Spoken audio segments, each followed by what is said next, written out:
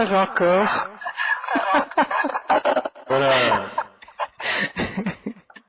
Sylviane, nous sommes en ligne sur le webinaire et je crois qu'il y a déjà beaucoup de monde. Bonsoir à tous. Bonsoir, bonsoir. Ce soir, donc, nous avons notre troisième webinaire virtuel de ICF Belgique et comme c'est le troisième, il s'agit bien sûr de la compétence numéro 3 et nous accueillons pour ce webinaire Sylviane Cagnou.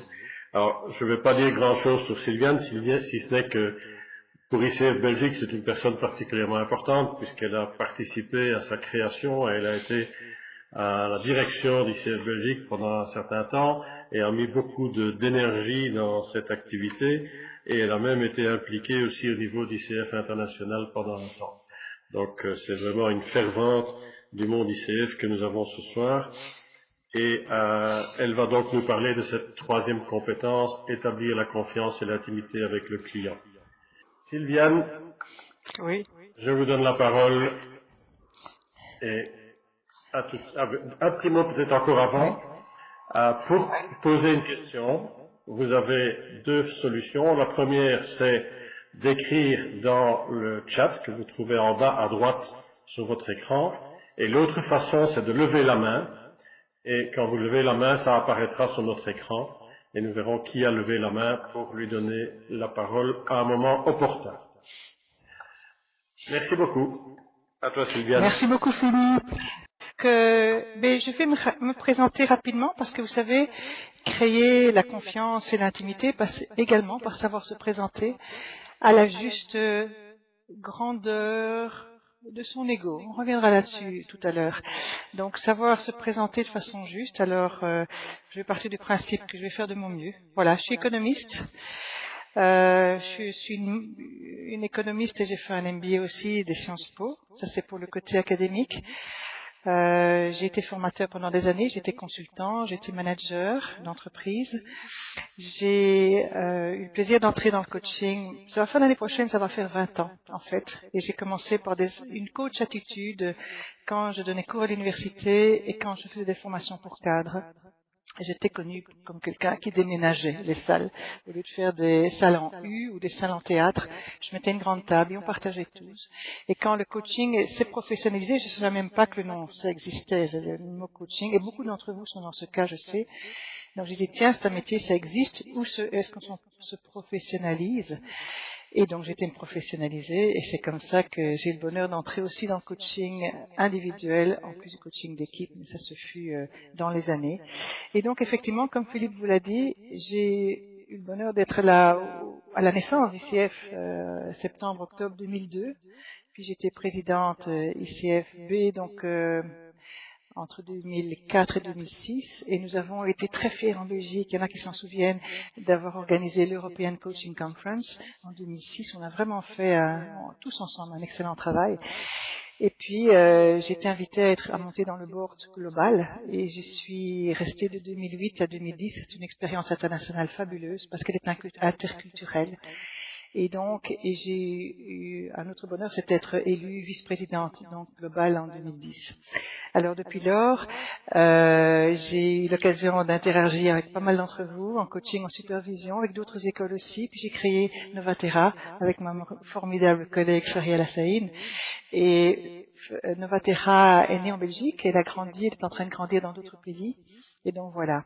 Donc, et je suis auteur de livres. Beaucoup d'entre vous m'ont fait des encouragements quand ils ont lu les 4 coachings commentés. Bon, ça, c'est pour la présentation. On va plus parler de moi. On va parler de la compétence 3 et on va entrer directement dedans. Ce que je vous propose, c'est, je vais aller dans le, voilà. Donc, vous aviez ma présentation, moi, voilà. Et, ce qu'on va faire, c'est lire ensemble la compétence 3. Alors, ce que j'ai fait, c'est les slides sont en anglais parce que je sais qu'il y a des personnes de plusieurs pays qui sont là et ook onze Nederlandstalige collega's. Et donc, je voulais aussi que tous puissent lire les slides. Donc, elles sont en anglais, mais évidemment, je vous explique la compétence 3 en français. Donc, de quoi s'agit-il? La compétence 3. Donc, oui, excusez-moi, je reviens sur une chose aussi, les objectifs de ce séminaire, évidemment, vous l'expliquez, la visiter.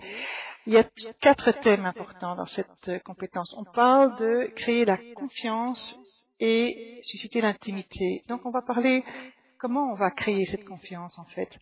Et on va la voir du côté du coach, du côté du client, mais aussi du côté du processus. On va voir comment créer l'intimité. Et ce qui est intéressant, c'est qu'on va parler du cycle de l'attachement. Est-ce que moi, je peux m'attacher à mon client? Est-ce que j'aurai la distance nécessaire? On va voir aussi qu'il y a un facteur culturel aussi dans la distance. Il y a des pièges, il y a des défis à relever quand on veut créer une intimité, c'est-à-dire ne pas se perdre soi-même dans l'intimité, faire attention à bien garder ses frontières. Et on va voir aussi que finalement, la clé de tout, c'est le partenariat avec le client. Et donc, ce que je vous invite à faire, c'est effectivement poser vos questions. Je vais partager des expériences qu'on a aussi dans le cadre des supervisions dans Novatera. Alors oui, Pat, il y aura les slides qui sont sur le site internet de l'ICF. Bien sûr, elles sont à votre disposition. Voilà. Alors, on lit ensemble la compétence 3. Donc, je vous l'ai dit en français, c'est établir avec le client une relation basée sur... Donc, c'est une aptitude à créer un environnement sûr et assurant l'appui nécessaire pour l'instauration d'un respect mutuel et d'une confiance continue. Ça veut dire quoi pour le coach? Eh bien que le coach, il y a 1, 2, 3, 4, 5, 6 points pour le coach. C'est-à-dire les indicateurs, les mesures de la façon dont le coach applique cette compétence sont clairement écrits par l'ICF. Donc le coach qui démontre cette capacité, cette compétence 3, fait preuve d'une attention et d'un intérêt sincère pour le bien-être et l'avenir du client. Il fait continuellement preuve d'intégrité, d'honnêteté et de sincérité. Il établit des accords clairs et tient ses promesses. Il fait preuve de respect envers les perceptions, le style d'apprentissage et le caractère personnel du client. Il parraine et apporte un soutien continu pour les nouveaux comportements et nouvelles actions, y compris ceux et celles comportant des risques et accentuant l'angoisse de l'échec. Il demande la permission au client pour l'encadrer c'est le coacher, dans des domaines sensibles et nouveaux. Alors, on va entrer tout doucement. Donc, je passe à la slide suivante. Donc, on va créer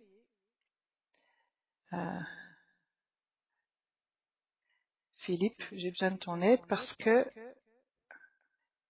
oui, voilà. Create Trust. Merci. Est-ce que tu veux bien m'aider à dérouler la slide? Parce que je ne vois pas comment on peut le faire dans... Bon, on y va. C'est pas grave. Donc, en fait, créer la confiance, c'est d'abord la confiance en le coach. Ça commence par soi. Si j'ai pas confiance en moi, je ne sais pas avoir confiance en l'autre. Alors, je sais que c'est un grand sujet pour beaucoup d'entre nous. Mais la confiance, elle grandit avec l'expérience, elle grandit avec la pratique. C'est comme le jeune médecin, la première fois qu'il doit faire sa première prise de sang, il tremble. Mais il ne va pas le montrer à son client, il est professionnel. Donc voilà, on a le cas ici, j'ai pas les slides, mais j'ai préparé mes slides en print, c'était mon intuition de le faire. Et donc, c'est pas grave, nous sommes des professionnels, on avance et on réagit en fonction. Donc, on a notre expérience. Nous allons dans des écoles qui sont sérieuses et nous nous faisons accréditer, nous le faisons certifier. Et c'est important, on l'a vu dans l'enquête que l'ICF vient de faire avec Securex, le credentialing, tout ce qui est certification, donne confiance au client. C'est important que le client puisse avoir confiance en nous, en notre expérience bien sûr, mais aussi de la façon dont nous abordons le coaching de façon sérieuse. C'est important aussi de dire qu'on est en supervision et d'être réellement en supervision. Je vois souvent des coachs qui n'ont plus de superviseur. Je ne peux que vous inviter à être en supervision ou minimum en intervision parce que souvent on peut recevoir des choses qui sont lourdes et nous avons aussi à traiter de notre durabilité, c'est-à-dire pouvoir tenir dans le temps.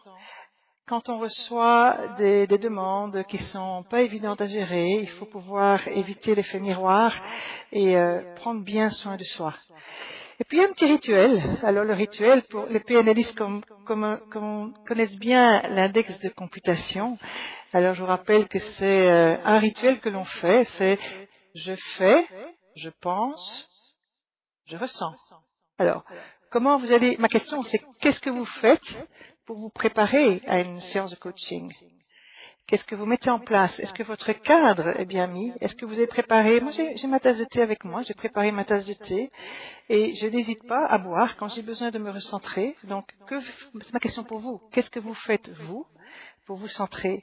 Donc, il y a trois choses à faire. Et une chose à faire, c'est qu'est-ce que vous faites? C'est prendre votre tasse, remonter votre nœud de cravate, toucher une pierre. Chacun a son rituel à soi. Qu'est-ce que je pense? Et je vous invite à avoir votre petite phrase à vous, qui est une phrase qui est rassurante. Moi, la mienne, c'est je suis une professionnelle, ok? Je fais mon métier, c'est tout. Ou simplement, je m'occupe de mon client. Je m'occupe pas de moi. C'est de lui d'abord. Lui ou elle qui est important. Et je l'aide à avancer. C'est mon job. Et donc, donc ça, c'est ce que je vais penser. Et comment je me centre. Alors, nous avons tous un plexus solaire, nous avons un diaphragme. Se centrer, on le sent. Donc, effectivement, classe, je ne sais pas qui le dit, mais la méditation est fondamentale.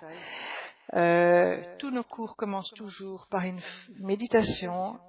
Je vous invite, si vous devez aller chez un client aussi, quand vous avez déposé votre voiture au parking, avant de sortir de votre voiture, recentrez-vous une petite minute. Pensez à vous, mettez-vous en confort, c'est la première chose, parce que le client va le sentir quand on est en confort.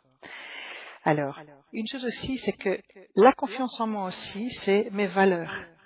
Alors, mes valeurs en tant que coach, qu'est-ce qui est important pour moi dans ce métier? Qu'est-ce qui fait que j'ai choisi le coaching et pas un autre métier?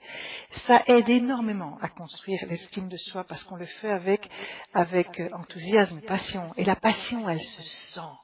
C'est une question de phéromone. Votre client va sentir votre enthousiasme, va sentir votre passion, mais aussi votre rôle. C'est quoi mon rôle de coach? Et le rôle de coach, c'est rester dans l'ombre d'un client qui, lui, va être mis en lumière. Et quand j'accepte ça, j'ai l'ego à la bonne taille. J'accepte avec humilité qui je suis et je suis contente de le voir avancer. C'est mon champion, moi je suis sur le banc. Je suis contente à travers lui, d'accord? Mais si je suis pas contente pour lui, je suis contente. Je suis pas contente pour moi, je suis contente pour lui. D'accord? C'est ça qui est important. Et finalement, une chose aussi, c'est qu'est-ce qui fait que j'interviens? The meaning of the rationale behind my intervention, c'est vraiment la raison pour laquelle je fais ce métier. Alors, c'est le retour de l'humain, ou peut-être la reconnexion avec l'humain qui s'était un petit peu oublié. Je vous invite chacun d'entre vous à vous poser la question. Qu'est-ce qui fait que je suis coach? Vous savez, quand on me téléphone, j'ai envie de suivre un cours, je pose quelques questions. Et quand j'entends un coach, oui, je vais gagner ma vie, je dis, ça va venir après autre chose. Qu'est-ce qui est plus important pour vous? Et qu'est-ce qui est plus important pour vous? C'est d'abord pouvoir aider l'autre, sans vous perdre bien évidemment, transmettre de belles valeurs et aider surtout la personne, le client, à se trouver lui-même parce qu'il a les solutions en lui. Alors, justement, la confiance dans le client. On ne peut pas être coach si on n'a pas confiance dans la capacité du client à trouver ses propres solutions. Comme Socrate, nous sommes des poseurs de questions. L'idée, c'est que si notre croyance, à nous, je rime parce que Pat m'a dit, j'ouvre la fenêtre pour avoir du nouvel air. Tu as raison, Pat, tu fais bien. Alors, si nous n'avons pas confiance dans le fait que notre client a les solutions en lui, on ne peut pas créer un vrai partenariat parce qu'on va avoir une tendance à sortir de la parité. Je reviendrai là-dessus, nous allons voir ça dans un moment. Mais ça veut dire que je sais que mon client a la connaissance, je sais que mon client a le talent, je sais que mon client, il a tout, il est fully equipped, il a l'équipement complet. C'est un peu comme un smartphone, il suffit qu'il accepte d'activer les fonctionnalités. Et ça, c'est mon rôle. Moi, je suis un activateur. Il a les fonctionnalités, tout est là. D'accord? Et donc, créer la confiance est également dans le processus. Alors, vous avez vu, quand j'ai lu, vous avez pu entendre tout à l'heure quand j'ai lu la compétence, c'est aussi établir des accords clairs, tenir ses promesses, ça passe par la compétence 2. Donc, Lynn Lambrecht vous l'a expliqué la fois passée, la compétence 2, c'est l'établissement d'un contrat, d'avoir un cadre qui soit clair, avec des heures, un prix, un lieu, une personne, des choses très claires, parce que ça va créer une confiance dans le processus de la part du client. Et vous savez, le coaching est tellement puissant que ça va se faire tout seul. La confiance va s'installer. Et ce qui est important aussi, c'est que à partir du moment où vous montrez que vous êtes un coach éthique et que vous n'acceptez pas n'importe quoi, vous gagnez la confiance de votre client. Vous pouvez aussi dire non à votre client. C'est votre liberté. Donc, et vous verrez aussi que le coaching est tellement puissant que le client lui-même vous le dira régulièrement. Waouh, j'ai avancé. Compétence 11, puisque de séance en séance, nous encourageons le client à avancer et nous monitorons ce qu'il a mis en place. Et donc, s'installe une progression et on partenarise, on est à deux à avancer. Mais c'est le client qui a la gloire et c'est le client qui est dans la lumière. Alors, ce qui est important aussi, c'est que la confiance se crée dès le premier moment où vous rencontrez votre client. C'est la capacité que vous avez de créer, j'appelle ça la mayonnaise, on appelle ça la chimie. Vous savez, les fourmis, entre elles, elles ont les phéromones. Elles sont d'antenne à antenne. Relisez le formidable roman de Bernard Werber, Les fourmis. Vous allez apprendre, si vous ne connaissez pas encore comment elles fonctionnent. Donc, deux fourmis se rencontrent et hop, il y a les deux antennes ensemble. Eh bien, sans savoir, nous faisons de même. C'est pour ça que la chimie s'installe entre le coach et le client, c'est à la première seconde. Mais vous avez aussi le droit de dire que vous n'êtes pas le bon coach pour cette personne-là. Ça va dans les deux sens. Une fois que le client vous a accepté, et vous savez que dans les entreprises, il y a très souvent ce qu'on appelle des beauty contests. On présente un coach homme, un coach femme, ou deux femmes, ou deux hommes. Enfin bref, vous allez vous retrouver en concurrence avec un collègue. Eh bien, moi, au début, je me dis, oh, pourquoi est-ce qu'il ne me choisit pas? Qu'est-ce que j'ai fait de mal? Et maintenant, je dis, mais c'est bien, c'est que je n'étais pas la personne qui lui convenait à ce moment-ci. Je serais venu avant, je serais venu après, ça aurait été autrement. Ou c'est peut-être pas le client qui est bon pour moi, ou je suis simplement pas la personne qui va l'aider le mieux à avancer. Ou peut-être qu'il a peut-être pas envie de changer, ça c'est aussi, il a ses raisons. Mais je ne le prends pas personnellement. D'accord? Alors, ce qui est important, c'est que depuis la première seconde où vous rencontrez votre client, et même avant, donc dans le processus, vous considériez qu'il est OK. Alors, on va passer à la slide suivante. Alors, je passe à la slide 6, les life positions. Alors, certains d'entre vous, Philippe, on ne voit plus rien. Moi, je ne vois plus rien. Taille, voilà, attends. Elles sont là. J'ai rien qui s'affiche. Hein. C'est pas, absolument pas pourquoi, parce que chez moi tout s'affiche, mais Bon, écoute. Alors, les positions. Okay, il y a apparemment une partie d'entre nous qui ne voit pas les slides et d'autres qui les voient. Bon. C'est ce que je vois dans les commentaires. Ok. Alors, je fais référence à Luque Corral de Junior. C'est de l'analyse transactionnelle. Alors, vous savez que dans la vie, on a quatre façons de voir la vie, de se positionner, soit par rapport à la vie. La seule façon de fonctionner en coaching, c'est d'être en pure okness, donc d'être moi je suis ok et mon client est ok. Je rappelle en 2 secondes ce que c'est que l'enfant va développer sa vision du monde entre l'âge de 7 ans et 14 ans et la consolider autour des 14 ans. Il n'est jamais trop tard pour la changer et elle peut aussi être temporaire. Donc la meilleure façon de faire les choses, c'est de se mettre en okness totale, c'est-à-dire que je considère que je suis OK et que les autres sont tout aussi OK, l'environnement est OK. Ça, c'est une façon normale de fonctionner et c'est en général le cas d'un enfant qui a vécu qui a vécu dans une famille où il est aimé, il se sent bien, il est bien dans ses baskets. Maintenant, il peut se passer que l'enfant soit dans une famille où on l'humilie, on blâme, on n'est jamais content de ses performances et l'enfant va commencer à se dire progressivement, mais moi je suis pas assez bien. Et donc, il se met en position non OK, tandis que les autres sont OK. Dans le jargon analyse transactionnelle aussi, on dit qu'on se met en moins plus. Les autres sont plus, moi je suis moins. Et donc, évidemment, c'est pas tenable. Et si vous avez un client qui est en face de vous, qui est comme ça, espérons que c'est temporaire, mais votre job est de le ramener en okness. Mais ça commence aussi par vous. Donc, je me sens pas tout à fait bien. Hop, qu'est-ce que je fais? Mon rituel pour me ramener en OKNS. Maintenant, à contrario, il y a l'enfant qui peut se trouver dans une famille où tous les autres sont des ploucs. Nous, on est mieux que les autres. Et ce sont des éducations qui sont très tristes, en fait, de voir ça. Et quand l'enfant est dans cette situation-là, quand il grandit, il a une tendance à snober son monde. Il a une tendance à se prendre toujours, moi je sais, les autres ne savent pas, ou je suis mieux que les autres.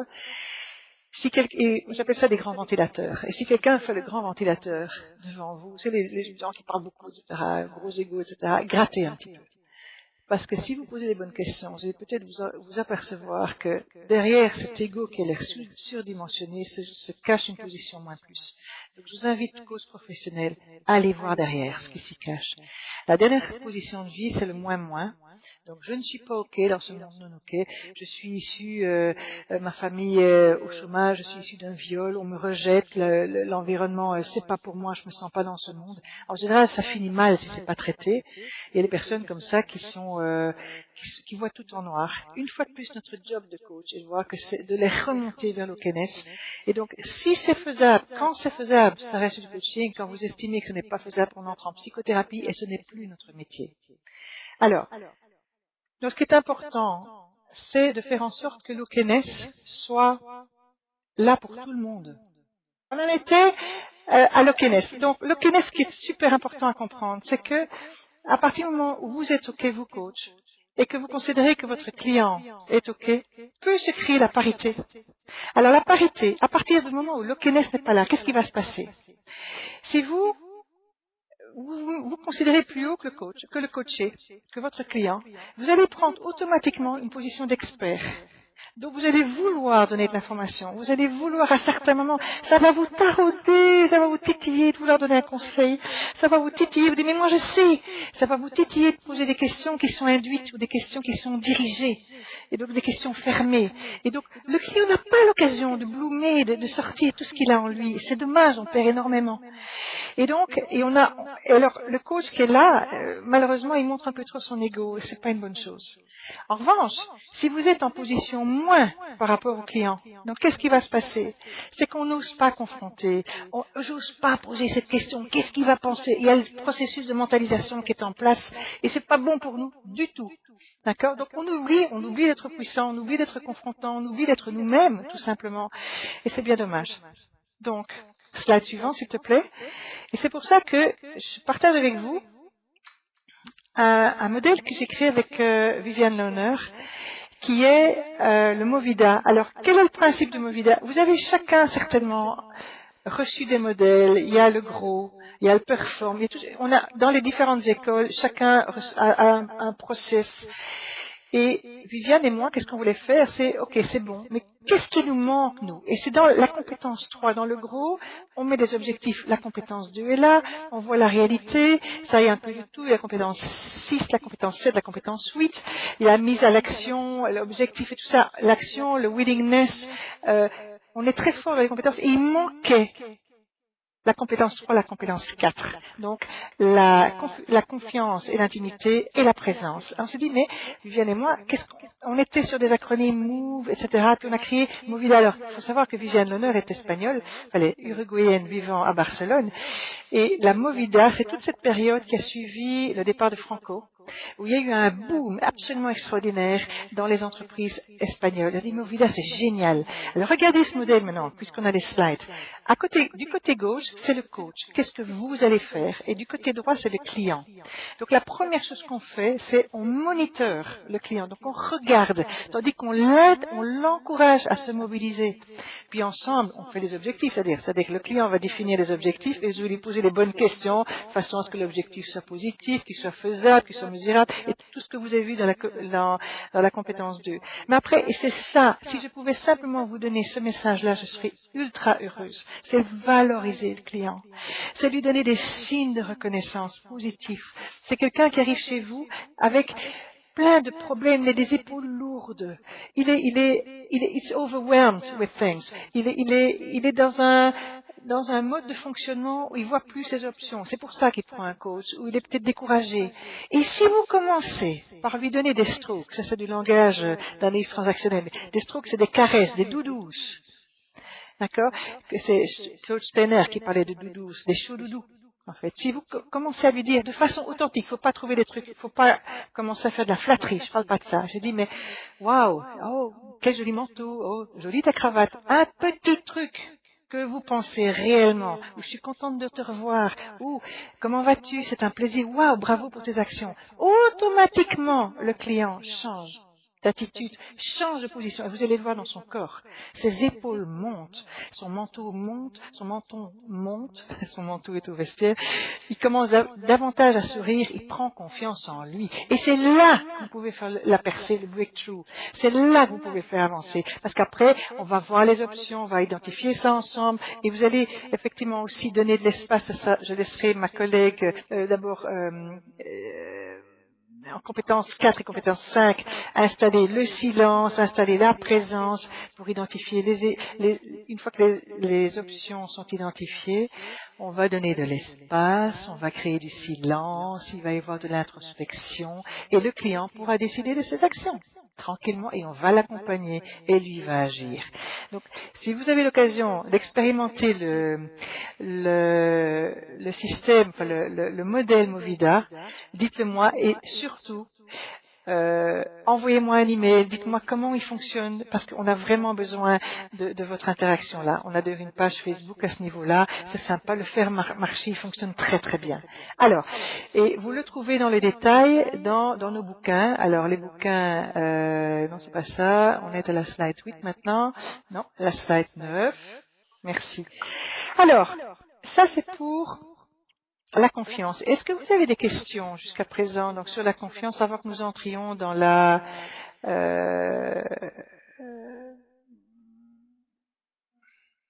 avant que nous entrions dans la partie intimité? Merci Youssef, coucou. Merci Johan, merci Béatrice. Alors on avance. Merci Elsa. Alors, slide 10. Rebelote. Non, je te le laisse faire. Philippe, voilà, je te laisse faire. Je touche plus. Hands up. Génial. Alors, bien. Alors, alors, entrons maintenant notre job en tant que coach pour exprimer cette compétence 3 et de créer cette intimité. Alors, c'est faisable, c'est parfaitement faisable et je vous invite vraiment à la créer. Donc, il s'agit de quoi en fait? Créer l'intimité, c'est oser s'attacher. Eh bien, moi, je vous le dis, tout de go, je m'attache à mon client, mais je garde ma distance, c'est-à-dire la juste distance. Alors, comment on fait? D'abord commencer par s'attacher à soi-même. Rappelez-vous, on s'occupe d'abord pour soi. Rappelez-vous dans l'avion, c'est qui prend le masque à oxygène, le parent ou l'enfant? C'est d'abord le parent pour être fort, pour avoir l'oxygène et avoir l'énergie pour pouvoir aider son enfant. C'est pas le contraire. Donc c'est exactement la chose avec nous. Occupons-nous d'abord de nous et soyons bien. La tasse de thé, l'endroit, l'intimité. L'intimité, ça commence par des petits détails. C'est la façon dont vous avez organisé votre cabinet. C'est la façon dont vos fauteuils sont placés. C'est la façon dont vous allez vous présenter à la personne. C'est votre voix. C'est le rythme. C'est toute une série de choses comme ça.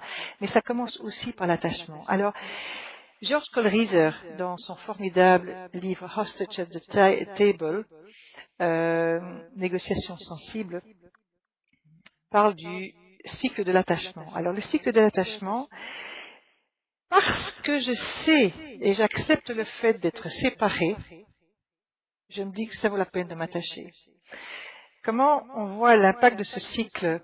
Quand on a fait des tests, en fait, avec des classes d'enfants en école primaire, donc des enfants qui ont 6-7 ans. À une première classe, on parle de la mort, de façon, tiens, le petit chat est mort, le chien est mort, le papa est décédé, etc. On parle de la mort, même une mort proche, de façon naturelle, authentique. Dans l'autre classe, on n'en parle jamais.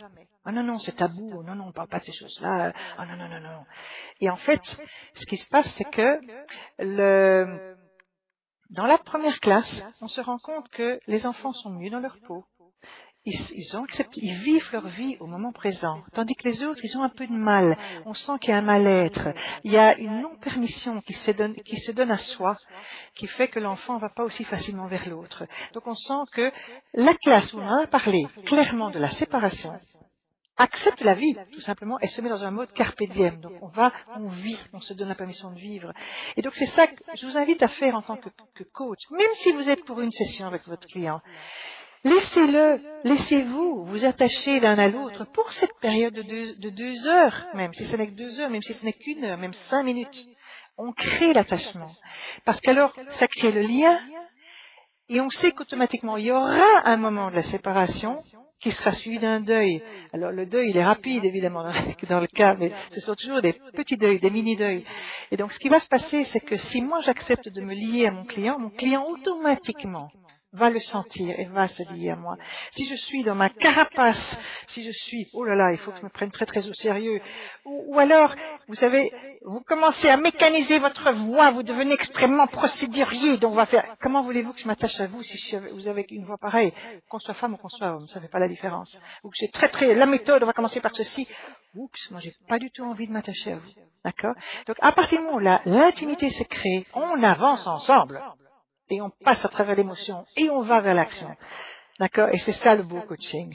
Et donc, ce qui va se passer, c'est que dès la première fois où vous allez voir votre client, dès la réunion mayonnaise, comme je l'appelle, d'accord? Vous allez encourager votre client.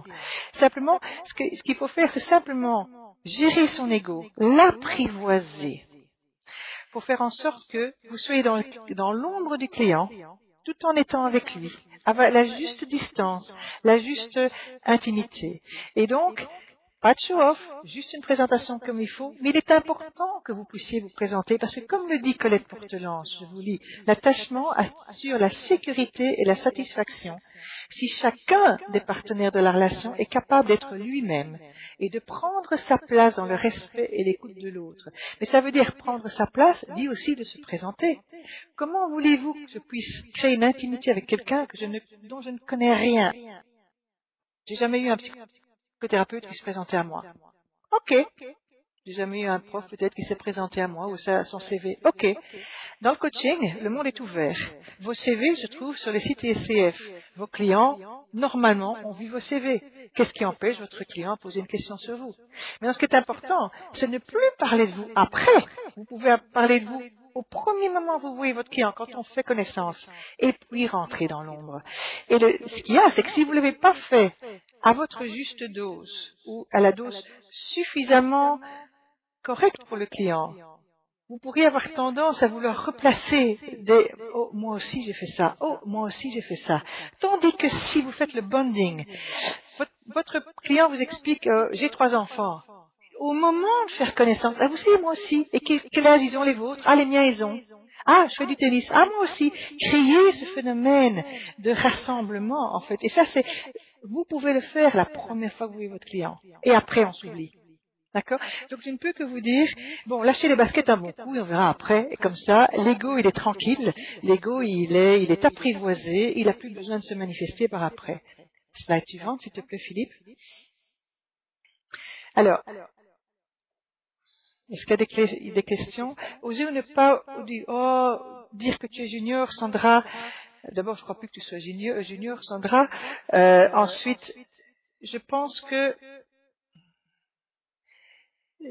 on sera toujours junior quelque part. Moi, au plus j'apprends, au plus je suis junior, malgré que je suis déjà un senior. Je trouve que c'est honnête de le dire. Maintenant, le débat peut s'ouvrir avec les autres juniors. De toute façon, Sandra, il le voit à travers ta certification.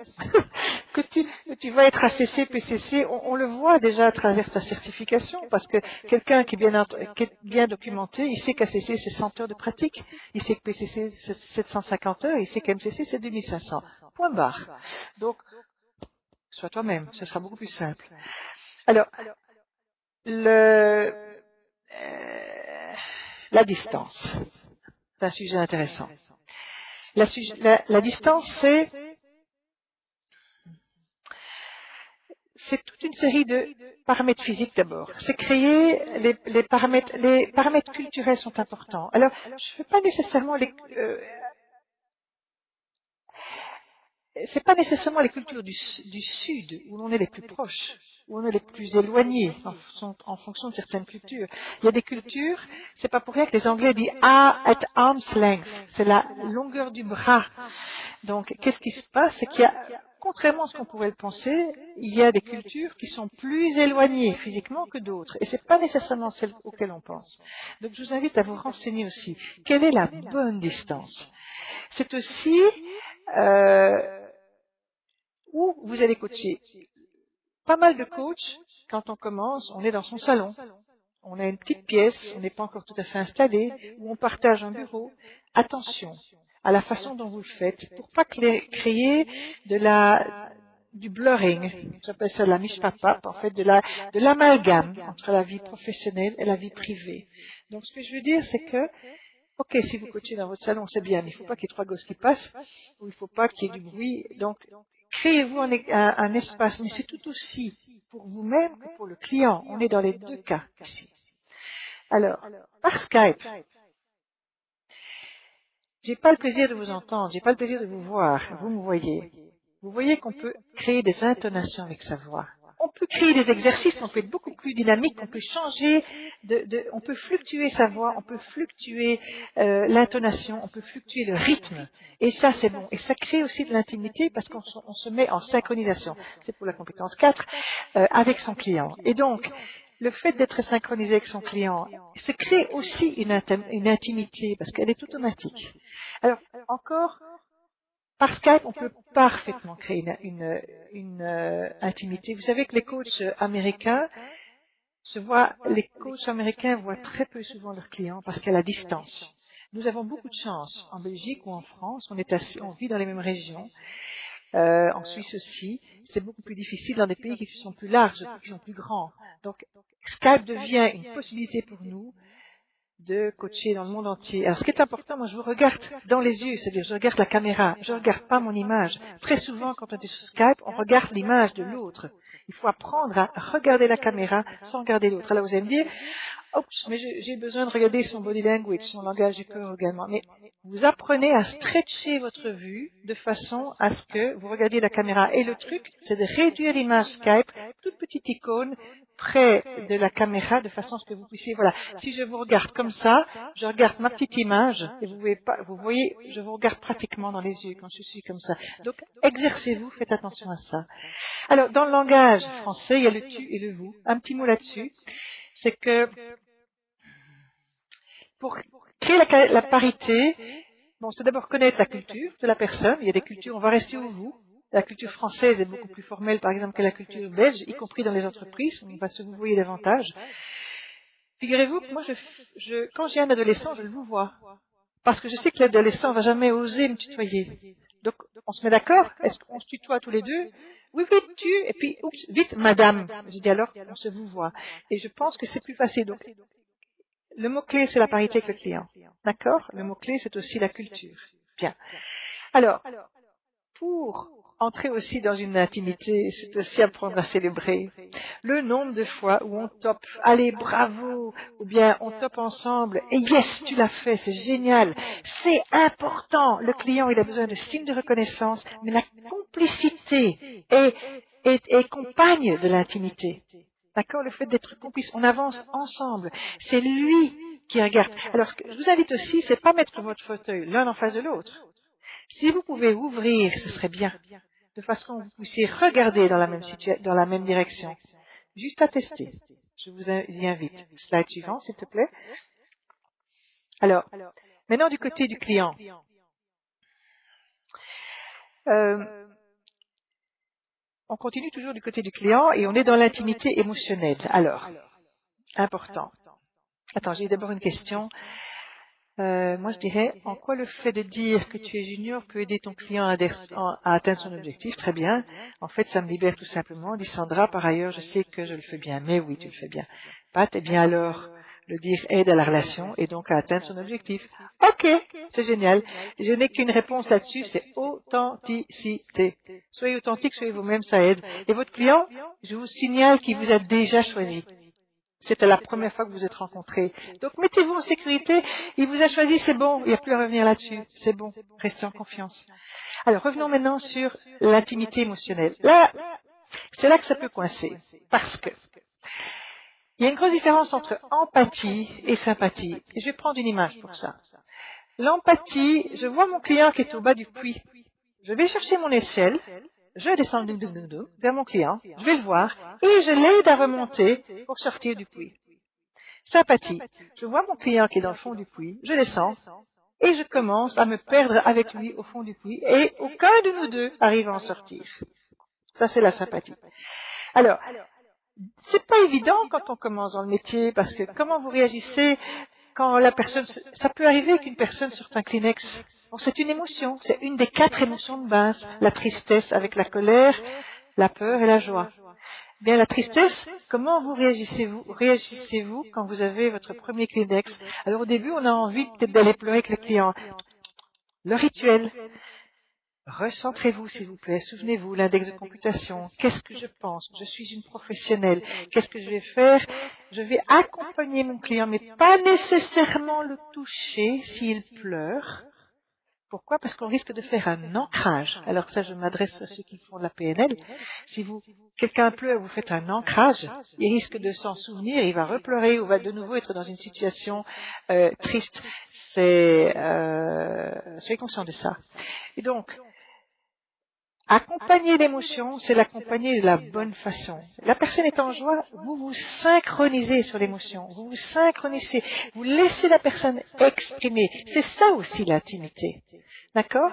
Vous le verrez encore dans la présence, compétence 4, mais c'est déjà important d'en parler maintenant. Toucher. Alors, je viens vous dire pour la tristesse, nous avons la chance dans Novatera d'accueillir Josette Lépine, qui a été danseuse pendant des années à l'Opéra de Paris. Elle est surtout la créatrice de ce qu'on appelle le coaching somatique. Alors, il y a 2 types de coaching somatique. Les anglo-saxons ont créé plutôt le coaching somatique basé sur l'aïkido ou sur les arts martiaux. Josette est partie de la danse et elle a créé un atelier qui est ouvert à tous. C'est un atelier de 2 jours où on apprend à toucher la personne. Ce qui est important, c'est, et je sais que certains d'entre vous, mais Sandra, tu l'as fait, Youssef aussi, et d'autres que je ne vois pas à l'écran, ce qui est important, c'est toujours demander la permission. Là, je vais toucher mon client. Et il se fait que mon corps va devenir mon meilleur outil, comme le corps du client. Je vais simplement vous donner un petit exemple. Ici, vous voyez Josette en train de manipuler une cliente, à laquelle elle a demandé la permission. Elle est simplement en train de lui soulever l'épaule parce que la cliente a dit « j'ai du poids sur les épaules ». Et qu'est-ce que fait Josette? Elle lui soulève l'épaule pour lui faire sentir le poids. Et ce qui va se passer, c'est que la cliente, par elle-même, parce qu'on est bien en coaching, je rappelle, donc ça vient de la cliente, c'est la cliente elle-même qui va se rendre compte de la façon dont elle met les épaules et de l'analogie qu'elle fait entre ce qu'elle considère être un poids mental, émotionnel, et le physique qu'elle ressent sur ses épaules, en étant psychosomatique. D'accord? Donc ici, le coach va toucher, le coach somatique, il va toucher, et le client va apprécier d'être touché parce que c'est un outil. Donc ça dure quelques minutes, quelques secondes, peut-être quelques minutes, c'est bon. Ce qui est important, c'est 2 choses. C'est ne pas tomber en psychothérapie. Il y a des manipulations qui sont en psychothérapie, en piscine, on touche, on peut exprimer des émotions fortes dans des groupes de thérapie. Ce n'est pas du coaching, ça. On n'en est pas là. On est hors du périmètre de notre métier si ça se place comme ça. Et je vous invite à reconnaître la différence entre les deux. Il y a un moyen très simple. C'est, si vous arrivez à sortir votre client de l'émotion dans les 5 minutes, alors quand je dis 5 minutes, ça peut être 4, ça peut être 10, mais quand vous arrivez à en sortir, on reste en mode coaching et on va vers l'action. Si le client n'en sort pas, là on dépasse notre métier. Donc là, il y a un moment, il faut avoir le courage de dire, compétence 1, je vous rappelle, définition du métier, c'est, attention, où sommes-nous ici? Est-ce bien du coaching que nous sommes en train de faire? Je pense qu'on le dépasse. Est-ce que je ne pense pas être la personne adéquate pour vous accompagner? Ou bien, cette émotion, on la met au parking et c'est à voir avec un psychothérapeute. Et ensemble, nous allons continuer la mise à l'action. Est-ce que vous êtes d'accord? Donc, on partenarise avec le client. Ça va? Et alors, attention aussi, dernier point, c'est pas d'intrusion. Je suis coach, donc je reste avec ma distance. Je n'entre pas dans la sphère trop privée du client. Je n'ai pas besoin de trop d'informations, par exemple. Et je n'ai pas besoin de le forcer à faire des choses qu'il n'a pas envie de faire. Comme je n'ai pas envie non plus de forcer le rythme. Et ça m'amène vers le point suivant. C'est que l'intimité est intimement liée au temps. Est-ce que vous avez le rythme adéquat? Est-ce que la longueur de la session est respectée? Exemple, le client un petit peu qui aura des problèmes avec les limites aura une tendance à avoir des problèmes sur les limites, il voudra en avoir plus. Si vous n'êtes pas à un certain moment combinatoire en disant écoutez, on a terminé notre heure ou nos 2 heures, maintenant la session est terminée, vous allez vous faire dépasser. Attention à ça, parce que là c'est une sur-intimité. Et donc c'est à vous à faire vos frontières. D'accord? Quant au temps, je passe un peu la slide suivante, s'il te plaît, Philippe. Je fais référence à un outil développé par le Dr Baird, donc on est en analyse transactionnelle aussi, qui est la structuration du temps. Je vous l'explique en 2 petites minutes. Je sais que le temps avance très fort. C'est que tout être humain a besoin d'entrer quand on se voit pour la première fois, les rituels, ça va, c'est bon, tout va bien. Avant d'entrer dans les passe-temps, le passe-temps typique, on parle du temps, on parle du trafic, c'est talking for talking, c'est parler pour le plaisir de parler. Avant d'entrer dans une activité, donc on est en train de faire du coaching ensemble, ou apprendre ensemble, et si vous respectez cette entrée, cette structuration du temps, seulement vous pouvez entrer dans l'intimité. Donc ça veut dire que, et si vous ne le faites pas, votre client aura une tendance à mettre en place des jeux psychologiques, triangle dramatique, bas-moi, enfin bon, toute une série de stratagèmes.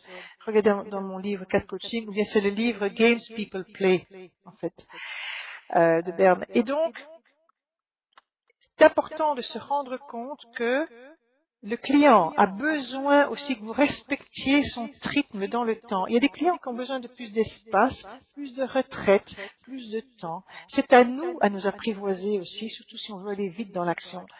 Ah, non. Respectons le temps du client. Il y a des moments, une émotion forte se produit, eh bien, on a besoin peut-être d'une petite pause. Allez. Ou des petits trucs. Hein. C'est à ce moment-là que vous allez ouvrir la fenêtre. C'est à ce moment-là que vous dites, oh ben voilà, merci Anthony, c'est des jeux et des hommes, effectivement. C'est à ce moment-là que vous allez ouvrir la fenêtre. C'est à ce moment-là que vous allez dire, encore un petit peu de thé ou un petit peu de café, je te refais une tasse de café. Ou vous allez mettre votre client en confort et vous allez respecter ce besoin de retraite pour se remettre dans du rituel. On passe pas de la première vitesse à la 4e vitesse quand on conduit. Donc vous allez doucement et vous pouvez faire des allers-retours. Une émotion forte, ok. Une petite blague, on parle d'autre chose, un état séparateur, comme disent les PNListes, avant de rentrer dans la séquence suivante. Ça fait partie aussi de l'intimité. Slide suivant.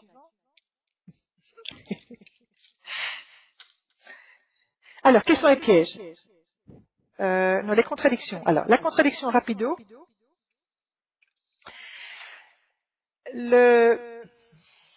Philippe, tu peux bien me dire si j'ai encore 5 minutes en plus, parce qu'avec les problèmes techniques, pour savoir si je dois speeder à fond ou si j'ai rajouté 10 minutes. Merci. Alors, la contradiction, c'est que la première chose, c'est qu'il y a des clients qui n'arrivent pas à être intimes. Pour eux, ils n'ont pas l'habitude, ils sont déconnectés de leurs émotions.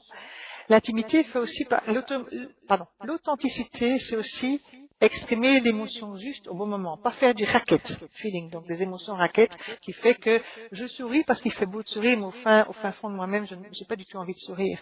Donc on ferait de l'émotion racket. Il y a des clients qui vont faire ce qu'on appelle le rire du pendu, ou un rire nerveux, ce qu'on appelle le rire du pendu. Il y a des clients qui vont pas oser exprimer leurs émotions, ou ça leur fait peur. Leur peur leur fait peur, ou la colère fait peur, ou c'est incongru de se mettre en colère. On m'a éduqué de façon à ce qu'une jeune femme ne se mette pas en colère, elle va pleurer. Et donc, attention à ça, c'est que si vous mettez en place un environnement qui est sécurisant, un environnement qui est plein d'humanisme, plein d'humanité, voilà, plein d'amour avec un grand A, mais votre client, il va se sentir en confiance. Moi j'ai eu je dis toujours waouh. J'ai un client, je l'ai écrit dans un de mes bouquins, qui m'a dit un jour, vous savez, on se tutoie, je n'ai pas pleuré pour la mort de ma mère. Et ça fait 7 ans. Je dis, tu n'as pas pleuré? Non, pas de jugement, souvenez-vous. Écran blanc. Tu n'as pas pleuré. Donc, qu'est-ce qui fait que tu n'as pas pleuré pour ta maman? Ah non, père courage, fallait que je tienne. Et j'ai dit, tu sais, moi, si tu as envie de pleurer, si tu peux. Je te prendrai dans mes bras si tu le souhaites, tu peux y aller. Il l'a fait. Il était tellement soulagé, et moi j'étais étonnée qu'il l'ait fait. J'étais la première étonnée, je dis attends, professionnel, mais là, je me lâche, que je ne peux pas ne pas le toucher, et je dis est-ce que tu veux venir dans mes bras? Il est venu, et je l'ai pris une minute, il a pleuré à gros sanglots. Ça va vous arriver un jour, ça va vous arriver le jour où votre client vous dit en pleine séance de coaching, il va recevoir un coup de téléphone avec une mauvaise nouvelle ou une très bonne nouvelle. Vous allez gérer, ça s'apprend. Ça s'apprend votre superviseur, partagez ces expériences, apprenez à ce niveau-là, c'est très important. C'est ça qui fait que, c'est comme ça que les assesseurs ICF, nous voyons la différence entre un ACC qui est procédurier sur la méthode, il faut que tout y soit, le PCC déjà qui est avec son client, qui est avec lui, qui s'occupe de lui, et le MCC qui est in the moment, qui est dans la danse, il voit venir, il prend tout. C'est bon. Donc vous pouvez déjà faire du master coaching, déjà maintenant, en vous donnant cette permission d'être intime. Alors, je précise bien, intime à la façon coach avec le client, on est bien d'accord. Une autre contradiction, c'est le fait que vous avez besoin de très peu de temps en coaching et que le temps est limité. Donc c'est le fait qu'on peut créer une intimité, on n'a pas besoin de beaucoup de temps pour créer une intimité, ça va très très vite. Donc donnez-vous cette permission. Slide suivante. Alors les pièges. Rapido. Attention, quand on crée une intimité, peut se créer une dépendance émotionnelle, c'est-à-dire une dépendance émotionnelle, mais une dépendance sur l'ego et une dépendance financière. Je m'explique. Il est bon de savoir que les gens ont confiance en nous, blablabla, etc. C'est formidable. Seulement, il y a un moment où on peut en devenir dépendant. J'ai besoin, et je vois énormément de coachs qui veulent absolument se sentir un petit peu puissants face à l'émotion de l'autre. Attention, ça c'est l'ego qui parle. Restez dans l'ombre. Vous prenez ce qui vient.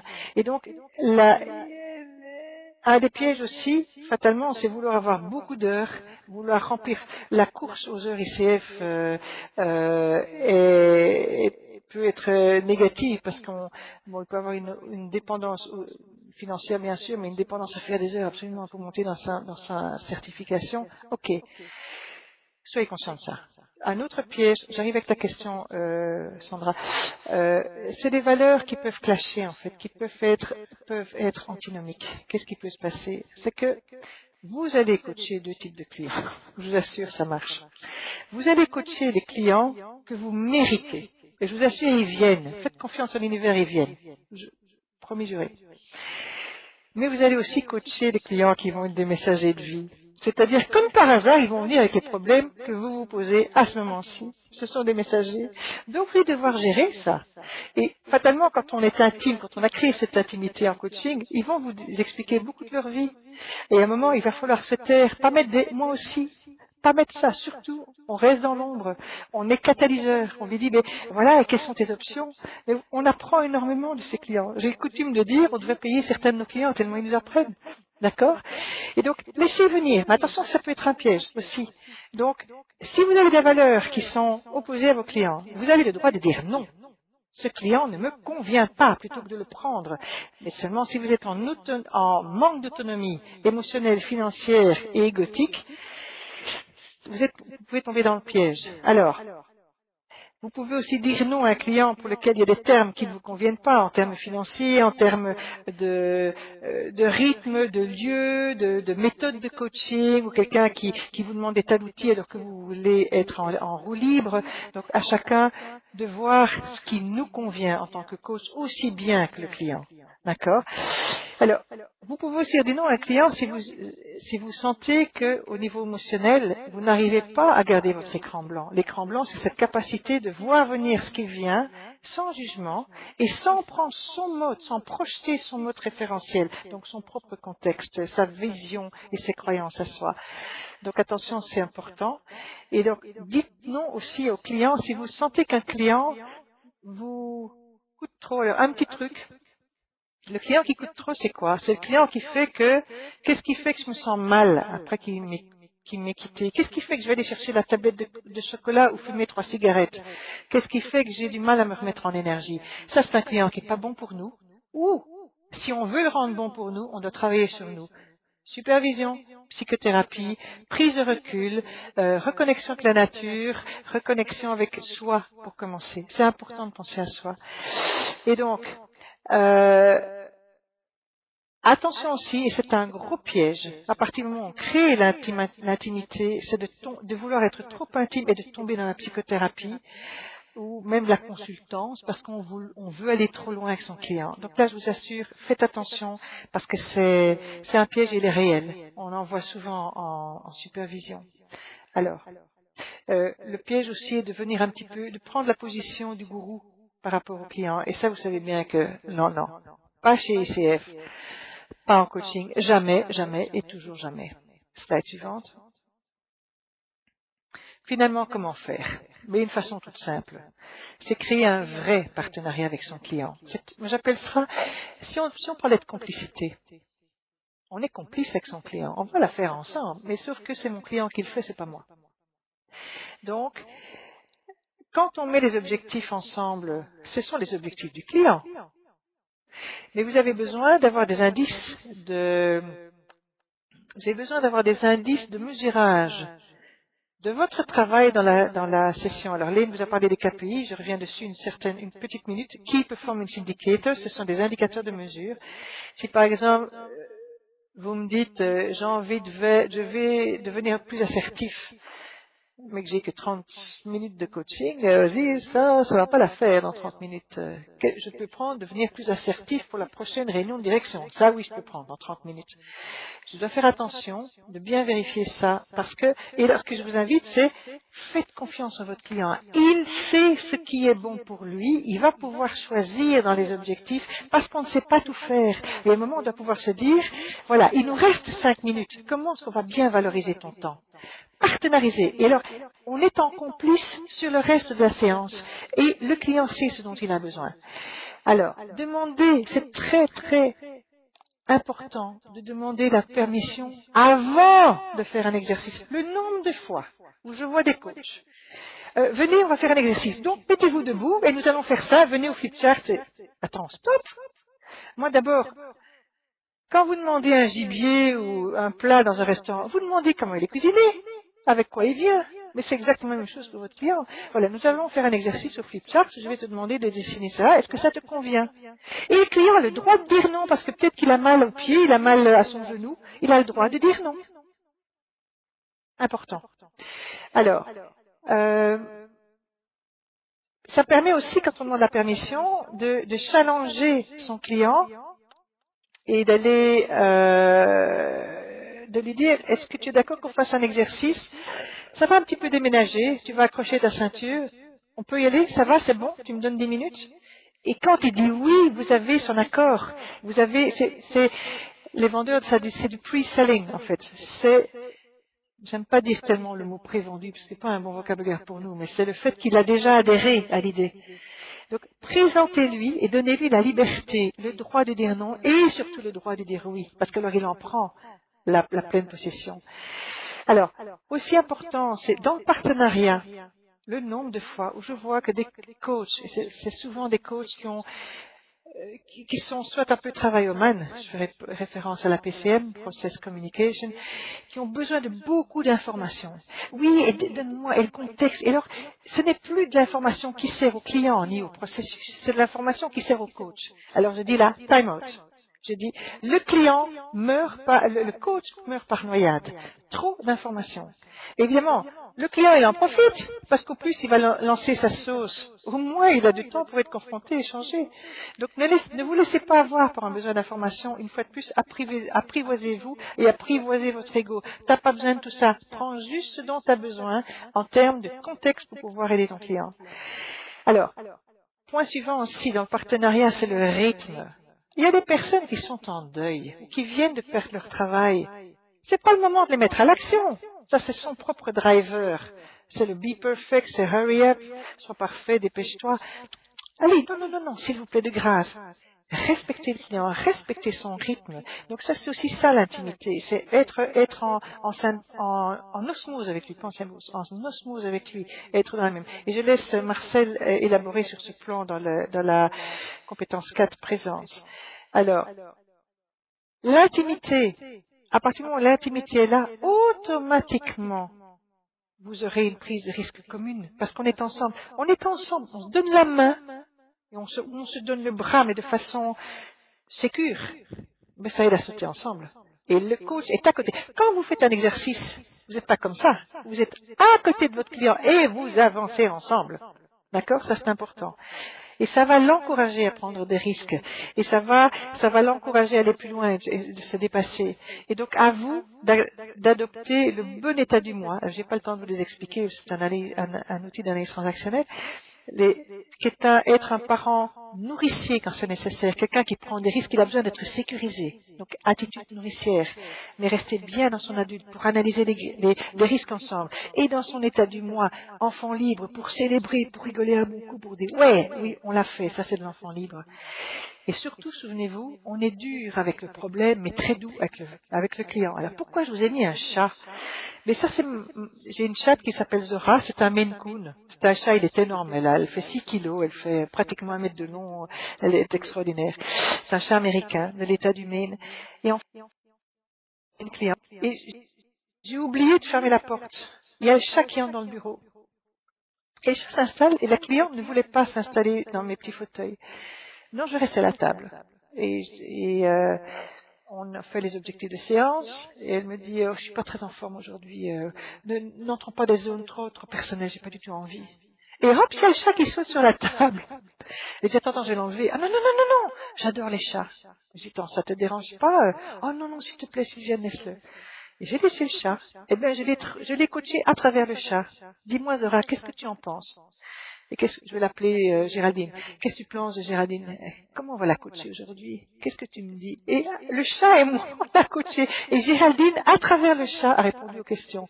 Dis un peu à la coach, dis un peu à Sylviane que c'était extraordinaire. Donc, ce que je suis en train de vous dire, c'est que la complicité peut être faite en rigolant, en utilisant des outils, tout simplement en étant vous. D'accord? C'est ce que je vous souhaite de tout cœur. Et je suis dans les temps, il est 9h09. Et tu peux passer la dernière slide. C'est vraiment, c'est le fait je vous suggère vraiment de vous lâcher, de prendre plaisir, de partager votre enthousiasme, d'être vous-même, d'être authentique, d'être passionné, mais aussi d'accepter d'être vous-même aussi dans votre vulnérabilité. Aujourd'hui, on a bien vu, on a été vulnérable avec la technique, on a trouvé un outil, on a trouvé un partenaire. Philippe, encore merci à toi. Et ça s'est très bien passé. Et voilà, et on entre comme ça. Voilà. Alors, je voudrais vous remercier tous.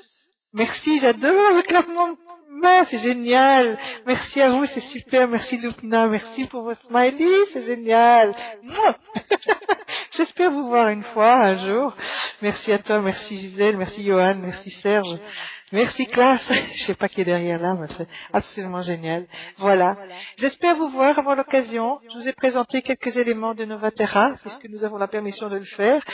Et donc, merci à toi Philippe. Et donc, Novatera, qui est l'école de la diversité. On a toutes les cultures à bord. On était...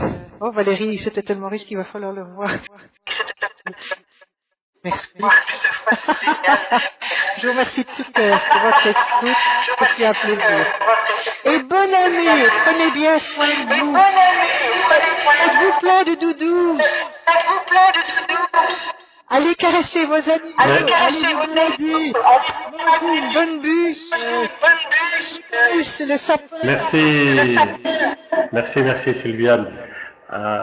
J'aimerais vraiment te remercier de tout cœur pour ce webinaire qui était absolument intéressant, magnifique. Je remercie aussi les nombreux participants qui étaient là ce soir. Je suis vraiment désolé pour les soucis techniques. Je vais bien sûr m'assurer que pour les prochaines fois, ça n'arrive plus. Par contre, vous savez que ce webinaire est enregistré et à partir de dans 24 heures, parce que c'est le temps que le propriétaire du système en a besoin, ce webinaire pourra être revu dans les détails. aussi souvent que vous le voulez, parce que j'ai vu qu'il y avait l'un ou l'autre qui exprimait l'envie de le revoir plusieurs fois. Alors, allez-y, aussi généreux que vous voulez. Vous trouverez ça dans les articles ICF Belgium News, qui se trouvent sur le site, et dans Miss It Webinaire. Et ceux qui sont en voyage, il y a moyen d'avoir une application sur le smartphone et les tablettes pour voir les webinaires aussi. Ça, on n'est pas absolument obligé d'être à la maison. Et j'aimerais aussi vous inviter à prendre le temps de répondre à la petite enquête quand vous sortez du webinaire. Donc, merci beaucoup Sylviane encore. Et au nom du conseil d'administration du board ICF Belgique, je vous souhaite un très joyeux Noël et une année 2014 extraordinaire pour votre coaching. Bonsoir à tous et au mois prochain. Au revoir. À bientôt.